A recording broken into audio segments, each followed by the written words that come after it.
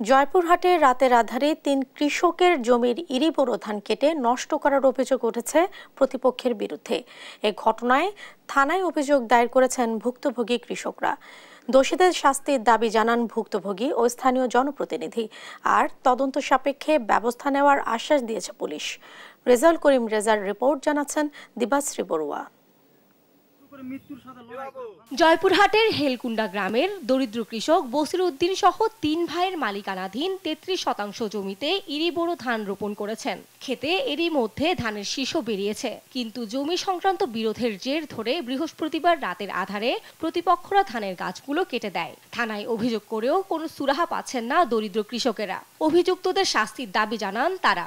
1 বিঘা জমির ধান আমরা ওই 4 জনায় রাতে অন্ধকারে আসে ধান কাটে, আবার আমাদেরকে হুমকি দেয়, আমরা কি খাই বাঁচবো। রাতে আন্ধারে আসে ধান কাটে ফেল দিয়েছে। আমাদের 35 সম্পত্তি, আমরা আবাদ করছি খুব কষ্ট করে।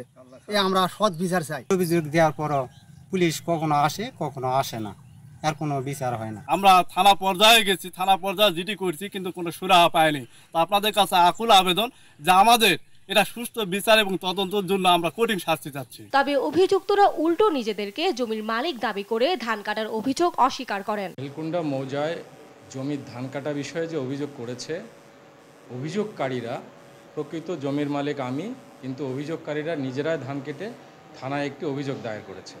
আমিও তাদের বিরুদ্ধে কোর্টে একটি মামলা দায়ের করেছি। তদন্ত সাপেক্ষে আইনগত ব্যবস্থা গ্রহণ করবে। ধান বের হওয়ার আগেই ধান কর্তন করে রাষ্ট্রের খাদ্যের ক্ষতি যারা করেছে তাদের বিরুদ্ধে দৃষ্টান্তমূলক শাস্তির দাবি স্থানীয় জনপ্রতিনিধির। ধান বের হওয়ার আগ মুহূর্তে যারা এই ক্ষতি করেছে, আমার মনে হয় রাষ্ট্রের ক্ষতি হয়ে গেল।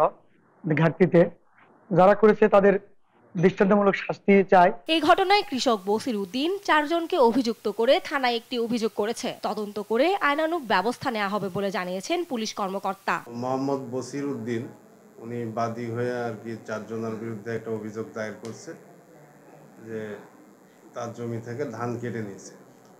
এই অভিযোগটা আমরা পাইছি, আমরা তদন্ত করতেছি, তদন্ত সাপেক্ষে আমরা আইনগত ব্যবস্থা গ্রহণ করব। আর কয়েক সপ্তাহের মধ্যেই ক্ষতিগ্রস্ত কৃষকেরা ঘরে ধান তুলে নিতেন। এমন সময় সব হারিয়ে দিশাহারা তারা। নিউজ ডেস্ক, দেশ টিভি।